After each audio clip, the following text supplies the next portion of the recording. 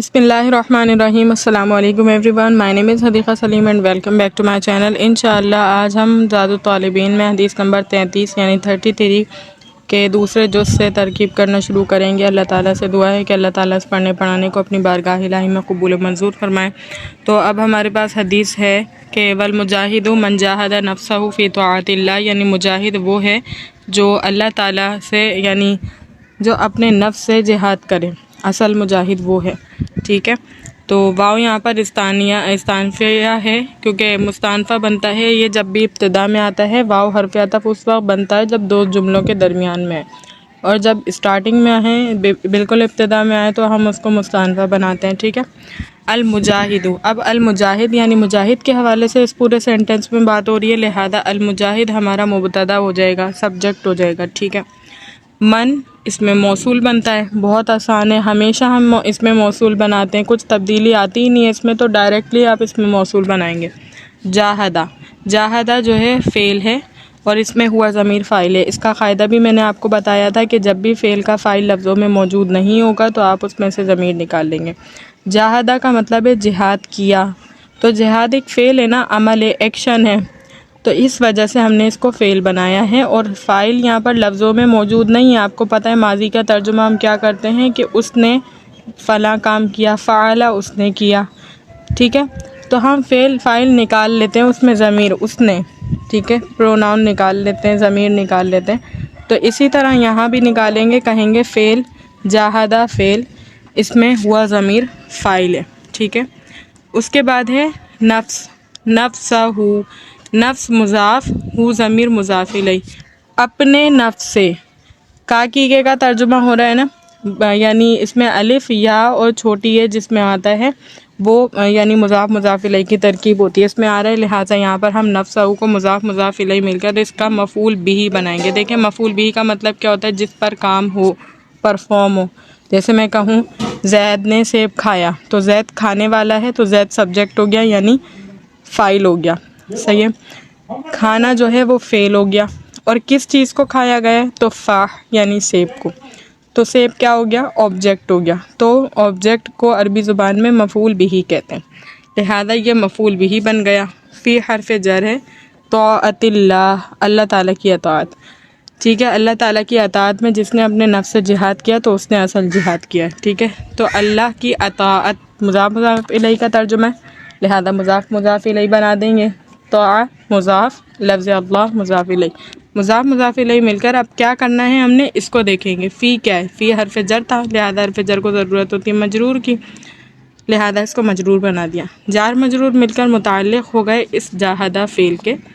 جاہدہ فعل اپنے ہوا ضمیر فاعل، مفعول بھی، اور متعلق سے مل کر جملہ فعلیہ خبریہ ہو کر موصول کے لیے، اس موصول کے لیے صلہ ہو جائے گا۔ اگر سمجھ نہیں آئے کیا کرنا ہے، پہلے والے کو دیکھیے گا کہ اس کو کیا بنانا ہے، نہیں سمجھ آ رہا، پہلے والے کو دیکھیے، جو اس کو ضرورت ہوگی وہ یہی بنے گا، ٹھیک ہے۔ تو موصول صلہ مل کر پھر ہو جائے گی خبر، کیونکہ مبتدا کو ضرورت ہوتی ہے خبر کی، مبتدا خبر مل کر جملہ اسمیہ خبریہ ہو گیا۔ اس کے بعد حدیث کا جز ہے، دیکھیے والمہاجر من حجر الخطایا والذنوب، یعنی مہاجر ہجرت کرنے والا وہ ہے جو اپنے خطاؤں، غلطیوں، ذنوب گناہوں سے ہجرت کر جائے، تو واو مستانفہ ہو جائے گا، المہاجر مبتدا، یعنی مہاجر کے حوالے سے اس پورے سینٹینس میں بات ہوگی، لہذا جس کے بارے میں بات ہو وہ سبجیکٹ کہلاتا ہے، لہذا یعنی مبتدا کہلاتا ہے۔ المہاجر مبتدا ہو گیا، من اس میں موصولہ، حجرہ فعل، اور ہمارے پاس لفظوں میں فاعل موجود نہیں ہے تو ہم اس میں سے ضمیر نکال لیں گے۔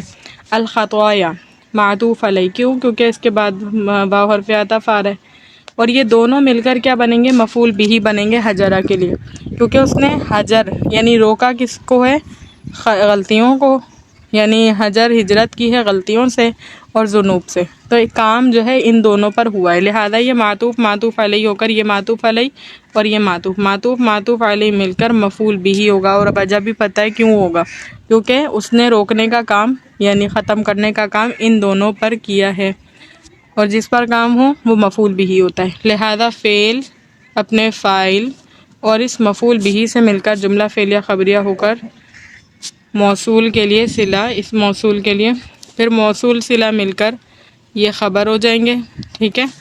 پھر مبتدا اور خبر مل کر جملہ اسمیہ خبریہ ہو جائیں گے۔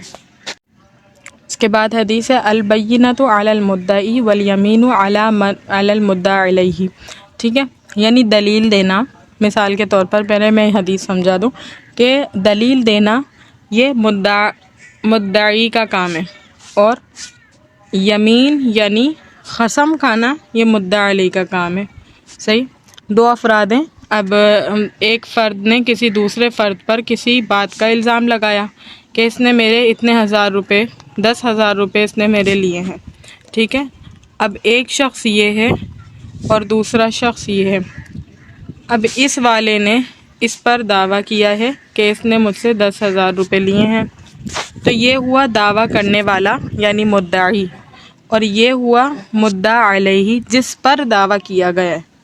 تو اب قاضی کا اصول یہ ہے کہ جس نے دعویٰ کیا ہے وہ کوئی نہ کوئی گواہی لائے گا، کوئی بھی ثبوت اس کے پاس ہونا ضروری ہے اپنی بات کو ثابت کرنے کے لیے۔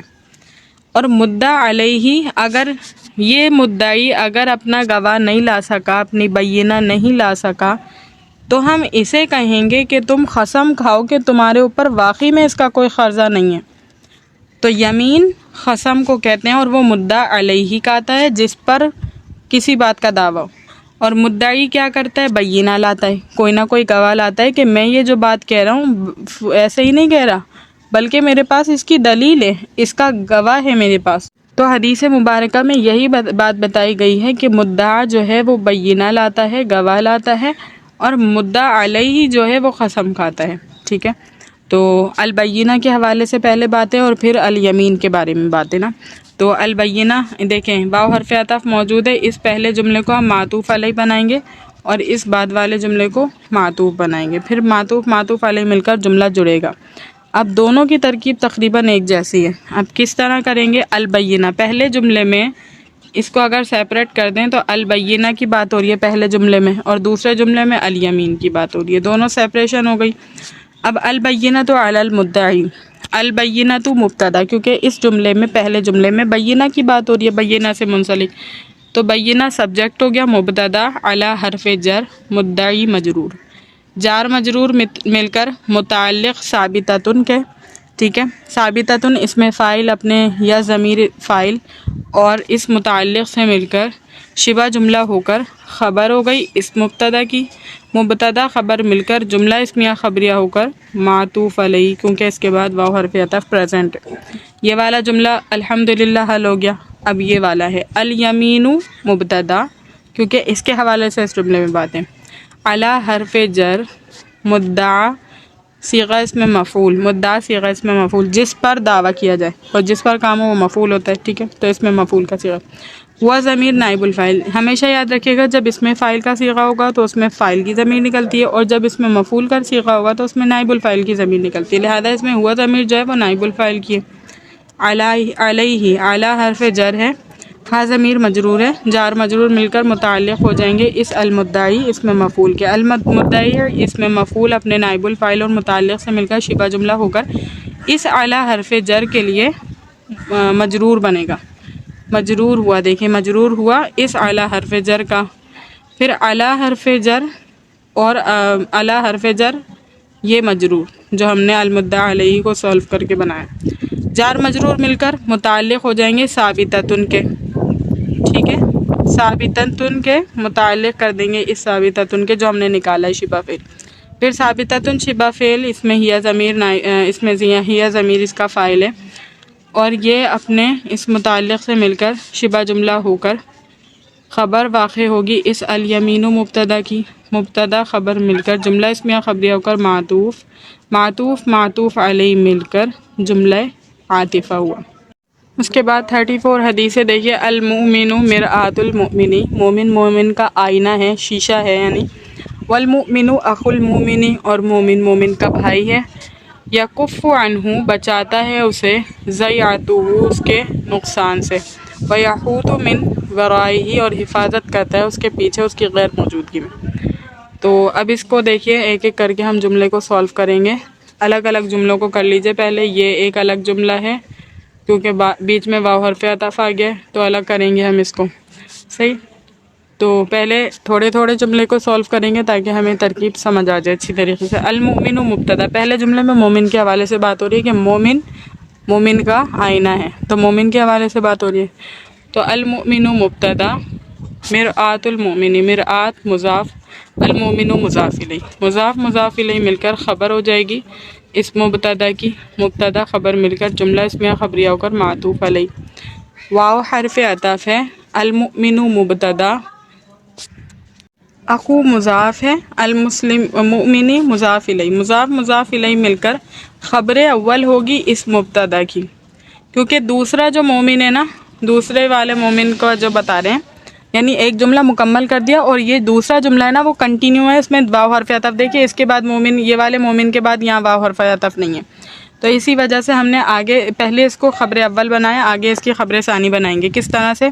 دیکھیے یکفو جو ہے ہمارے پاس، یکفو فعل ہے، اس میں ہوا ضمیر فاعل ہے، بچاتا ہے، روکتا ہے. عنہ جار مجرور ہے، جار مجرور مل کر متعلق ہو جائیں گے اس فعل کے یکفو کے. ضیعتہ اس کے ضائع ہونے سے، یعنی اس کے نقصان سے، تو ضیع مضاف، ہو ضمیر مضاف الیہ، مضاف مضاف الیہ مل کر مفعول بھی ہو گیا. اب فعل اپنے فاعل اس متعلق اور مفعول بھی سے مل کر جملہ فعلیہ خبریہ ہو کر یہ معطوف علیہ ہو گیا. اس کے بعد واو حرف عطف ہے، یحوط فعل، اس میں ہوا ضمیر فاعل ہے، من حرف جر ہے، ورائہ مضاف مضاف الیہ مل کر مجرور ہے، جار مجرور مل کر متعلق ہے یحوط فعل کے، یحوط فعل اپنے فاعل اور اس متعلق سے مل کر جملہ فعلیہ خبریہ ہو کر معطوف، کیونکہ اس کو ہم نے معطوف علیہ بنایا نا. پھر معطوف معطوف علیہ مل کر خبر ثانی ہوگی اس یہ جو مبتدا کی.